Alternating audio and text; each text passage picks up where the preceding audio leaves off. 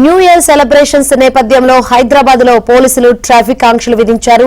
ఇవాళ రాత్రి 11 గంటల నుంచి 2 గంటల వరకు ఆంక్షలు కొనసాగుతున్నాయి. అయితే బేగంపేట, టోలీ చౌకీ ఫ్లైఓవర్ మినహా మిగతా ఫ్లైఓవర్లన్నీ రాత్రి 10 నుంచి 1వ తేదీ ఉదయం వరకు మూసివేయనున్నారు. ట్యాంక్ బండ్, నెక్లెస్ రోడ్డు ప్రాంతాల్లో రాత్రి 11 గంటల నుంచి తెల్లవారుజామున 2 గంటల వరకు వాహనాల రాకపోకలు నిషేధించనున్నారు.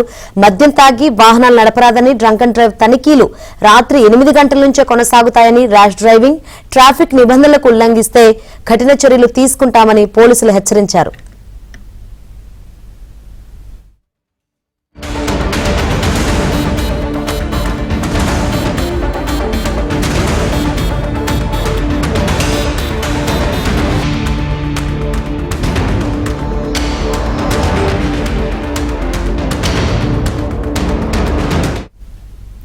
ఇవాళ అర్ధరాత్రి క్యాబ్, ఆటో రైడ్స్ కు నిరాకరిస్తే చర్యలు తీసుకుంటామని సిపి సజ్జనార్ ఎక్స్ వేదికగా హెచ్చరించారు.